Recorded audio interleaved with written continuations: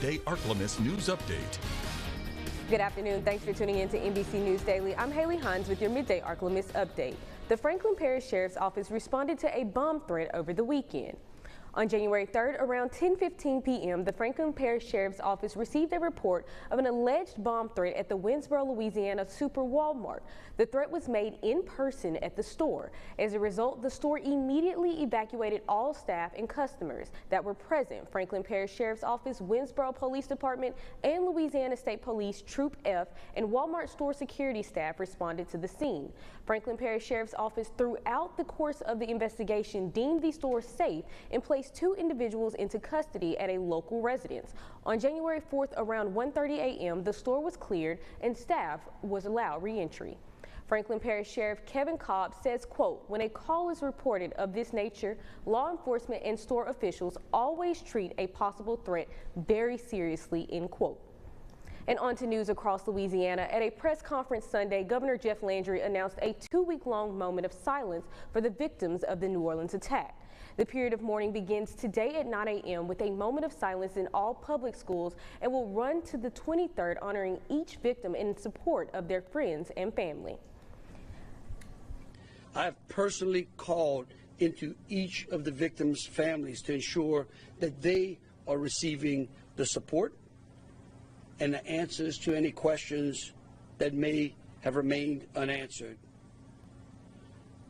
I issued an executive order declaring a period of mourning for each of these victims on each of the following days, under which flags of all the state buildings, schools, and universities will be at half-staff.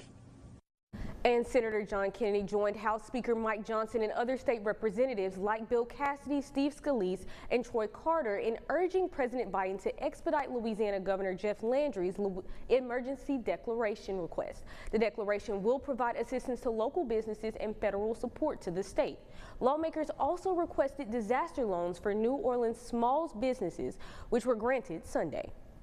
And moving into news out of Arkansas, this weekend teens and young women from across the country took the stage at the Miss America competition and Miss America's teen competition. In the teen pageant, Miss Arkansas teen came away with the crown. Peyton Bowling became the first ever Miss Arkansas teen to win Miss America's teen. She also joins an elite company of contestants who have become Miss America's teen after holding only one local title, with this being her first year competing in the Miss America teen system. Bowling is a Rogers native and senior at Bentonville High School. And now, exclusive Storm Tracker Doppler weather with meteorologist Chase Ward. Temperatures will be reaching into lower 40s for this afternoon. The winds will still remain breezy, but they'll kind of slowly calm down as we go into the late hours of tonight, and we will see temperatures fall below freezing to the mid-20s. A few clouds will kind of roll through. We've had a very cold start this morning, but even tonight it's still going to remain cold. The good news is the winds, they die down some, so the wind chills won't bother us too much as we go into Tuesday morning. We will trim below average really throughout the rest of this week, as this cold Arctic air mass doesn't seem to be going anywhere, at least here within the short term.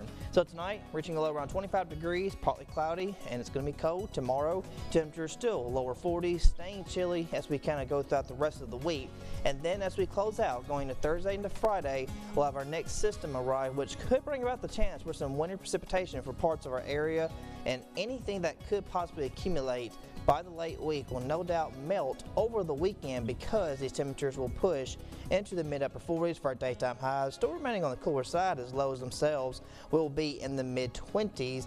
Partly cloudy skies will continue through next Monday and Tuesday, but at least the daytime highs themselves will slowly warm up into that lower 50 range into early next week. So cold snap won't last for long, but we're still going to see some cold overnights the next week as well.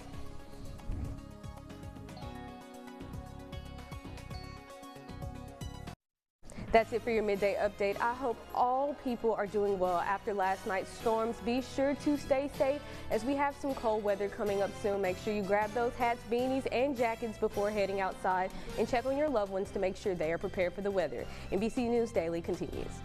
When you see news happening, call the NBC 10 Fox 14 News Hotline, 812-1410, sponsored by RoofMax. Get a free estimate today.